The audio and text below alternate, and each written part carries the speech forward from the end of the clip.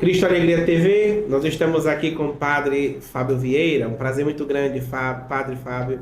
Seja bem-vindo, viu? Muito obrigado, Frei Lucas. É muito bom estar aqui com vocês. Muito bem. Padre Fábio, que mora em Corumbá, no Mato Grosso, Do Sul. do Mato Grosso do Sul, isso mesmo.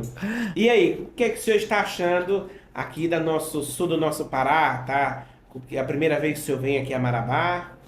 Primeira vez aqui em Marabá e ainda não experimentei o tacacá, mas me prometeram que até eu ir embora eu vou experimentar. E Tá? promessa é dívida, Pois é, padre.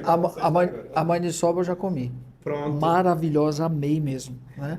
Dizem que a maniçoba de Marabá tem um gosto diferente da de E Belém. então vou ter que experimentar. Como diz o povo do Pará, disque. Disque. O Disque. corumbaense também tem essa Tem o expressão. disque Tem também. disque. Pois Né? pronto, Que então, coisa. disque que tem. Mas é assim. Então, O vocês têm que. acolhimento fantástico, né? As É, pessoas são muito afetuosas, olha, muito né? bom. Você dá para perceber isso. Não sei se esse afeto transcende também para a efetividade, né? E tem lugares que as pessoas são extremamente afetivas, mas efetivas não são, né? Não Sim. posso julgar esse lado, mas pelo o afetivo já está provado. E o povo de Marabá, como diz os freis que já passaram por aqui, por Marabá, diz que o povo de Marabá tem um coração e os braços largos para acolher todos aqueles que vêm.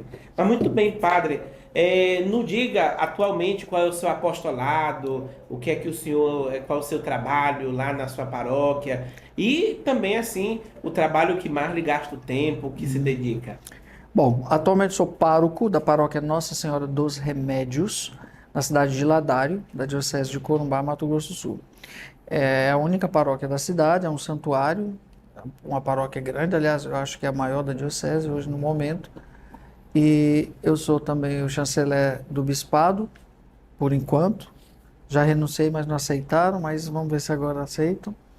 E deixar outros padres fazerem, né, essas coisas. E, paralelamente, eu tenho o apostolado Devotos de Carlo Acutis Brasil, né, que nasceu lá em Assis, quando lá eu morava, na Itália, com a família do Carlo. E voltando para o Brasil, mais especificamente, a gente está nessa missão de levar aí a mensagem de santidade do Carlo Acutis, sobretudo a nossa juventude, né? Sim. Então, mensalmente eu me ausento da paróquia para essa missão, então já tenho uma agenda aí do ano todo, né? Tanto nacional como internacional também. Então, foi um chamado de Deus, eu vi isso, foi uma coisa que Carlo aprontou comigo e enquanto eu puder corresponder, estamos aí à disposição. Sim. E falando em Carlos Acuti hoje se tornou uma estrela, um mirante para a nossa juventude de modo geral, né? E apesar de que recentemente era um santo, era um beato, pouco conhecido, mas cada vez mais nós vemos nossos jovens conhecendo, se identificando e principalmente se espelhando no exemplo de Carlos Acuti. Agora, padre, nos conte como foi essa sua experiência de conhecer o Carlos Acuti? Eu conheci o Carlo por meio da família. Primeiro eu conheci a mãe, depois eu fui saber do Carlo, né? Isso em 2013. Então, há 11 anos que eu frequento a casa do Carlo, tenho uma relação muito íntima e profunda com a família, ao ponto de ter morado um ano na casa com a família, com eles, que foi o ano de 2020, o ano da beatificação do Carlo.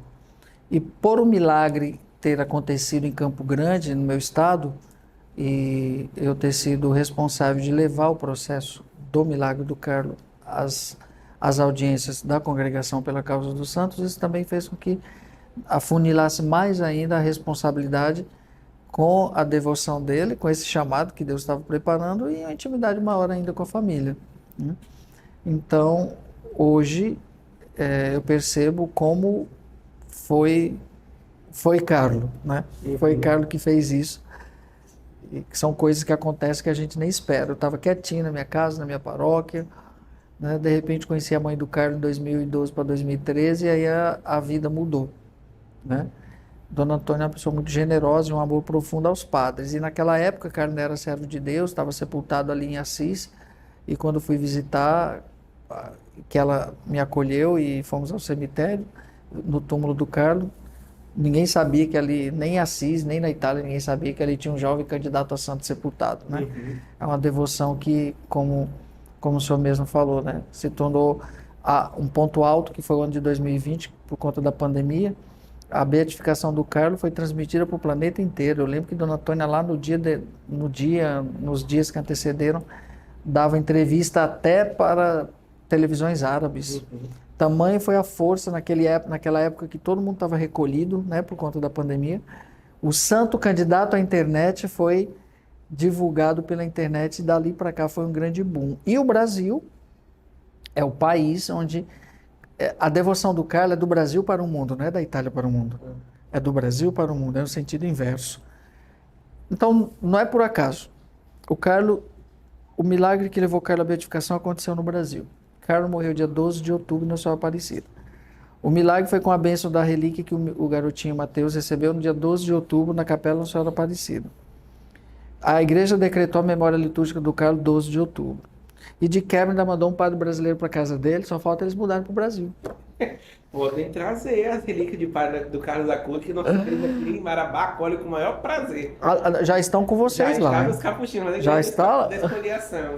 Mas é mais ou menos isso, Frei, sabe? As coisas vão acontecendo e a gente só vai tendo condições de fazer uma leitura delas à medida que elas vão acontecendo, que a gente vai começando a colher certas coisas. E o senhor ficou como um apóstolo realmente do Carlos Acuti, fazendo conhecer a espiritualidade, principalmente do jovem Carlos Acuti, pelo Brasil afora, né? Pois é, menino, isso é uma responsabilidade, um peso, porque Sim. ele é o santo, eu não. Né? Eu lhe vi aqui pelos corredores, eu olhava, eu conheço aquele padre de algum lugar, mas não lembro. Depois, conversando com a equipe, eles me disseram, é o padre Fábio do Carlos. Ah, lembrei. Ficou assim, onde eu vou, o padre do Carlos. Lembrei, Carlos Acuti, agora lembrei. E de fato, o Carlos Acuti hoje se tornou um referencial para a nossa juventude. Recentemente, eu morava numa cidade ainda no Maranhão, em Açailândia, e o modelo de santidade, quando a gente falava para os jovens, eles sempre diziam Carlos Acuti. E quando engraçado que quando eu perguntava para eles, por que o Carlos Acuti? Ele, Frei, porque é mais perto de nós. Porque ele é mais... E de fato, quando eu fui, tive a graça de ir em Assis e ver o corpo do Carlos Acuti, eu fiquei impressionado pela juventude e principalmente de um santo vestido no moletom da Adidas, de calça jeans e de tênis. Uma coisa nova, mas ao mesmo tempo uma espiritualidade bem embasada, bem enraizada, bem cristocêntrica. Eu vou brincar agora com o Frei, se vocês me permitem. O Carlos teve uma grande inspiração. A inspiração de Carlos foi Francisco de Assis. Eu acho que o Carlos era mais franciscano que alguns franciscanos. Sim. Mas, e realmente não foi à toa que ele quis ser sepultado em Assis, né? E não é à toa que o bispo mandou a sua grande relíquia, o seu corpo, para o Santuário della Espoliazione, ou seja, no local onde São Francisco se despoja das suas vestes. Como dizia a Mirella era uma cozinheira muito próxima do Carlo da casa. Mirella, eu conversava muito com ela, Padre Fábio, Carlo era um altro Francesco. Carlo era um outro Francisco. Então, dois jovens ricos que se despojam, cada um no seu tempo, né? Mas se despojam das suas riquezas. Carlos não tinha acesso à riqueza dele. Francisco não conseguiu o que Carlos conseguiu, fazer com que a família ressignificasse a riqueza deles e dar um sentido para o dinheiro que eles têm. O pai do São Francisco já foi mais avarento nisso, né? Mas Carlos transformou primeiro a sua família. Carlos foi o santo que fez milagre em casa. Mas se nós formos olhar no tempo, Carlos se inspira em Francisco em tudo. Né? Tanto que quando ele foi a Assis a primeira vez de férias, ele falou para a mãe, eu quero ser sepultado aqui. Depois a família teve que comprar uma casa em Assis por causa de Carlos, porque ele queria sempre nas férias. Aliás, o senhor já foi lá. Não tem como não se sentir a mística que é a cidade de Assis. Eu que morei ali 1 ano, vivi, senti o cheiro dali. É um negócio que nos envolve estar em Assis até hoje, né? Então, Francisco foi esse grande modelo de inspiração do Carlos para a sua configuração com Cristo, como Francisco. Por isso que eu brincava até com os franciscanos lá. Mas é brincadeira, viu? Não, sim. E de fato, Francisco, na sua juventude, é um santo que, como diz um frade nosso, escritor, biógrafo dele, né? Que abala o mundo até os dias de hoje. Sim. Né? E diria a mesma coisa de Carlos Acuti, que abala e abalará mais ainda, porque sempre justamente ele vai ser um referencial de alguém que realmente está numa estrada segura e de principalmente nesse mundo nosso de hoje de mostrar como é bonito doar a juventude a Nosso Senhor, de dar a Nosso Senhor aquilo que nós temos de melhor, que é a nossa vida e nossa juventude, nossa juventude. Não, Francisco é transcendente. O carisma de Francisco, até os tempos de hoje, o Espírito Santo inova, E não. né? E faz com que surjam tantas outras coisas ramificadas a partir da configuração desse homem com Cristo pobre. É muito bonito. Isso é lindo. Padre, nós já estamos no final Já? e queria que o senhor deixasse uma mensagem de Carlos Acuti para os nossos jovens aqui do Cristo Alegria, que esse ano, principalmente como é o baluarte, é o padroeiro desse nosso encontro, queria que o senhor deixasse uma mensagem para esses nossos jovens. A mensagem que eu deixo para a juventude, para todos, é que o Carlos, quando fez a primeira comunhão aos 7 anos, no seu propósito, ele disse que o seu projeto de vida era estar sempre com Jesus. Então, eu desafio a juventude a também ter um projeto de vida, né? Assim como o Carlos teve. Ninguém vive sem um projeto de vida, que é diferente de um projeto profissional, desses projetos que nós imaginamos ser de vida. De vida engloba tudo. E Carlos colocou Jesus no centro do seu projeto de vida.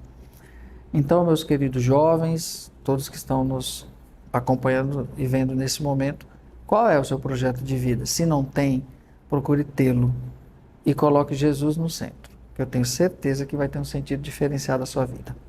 Muito obrigado, Padre Fábio, e a você, muito obrigado também por nos acompanhar.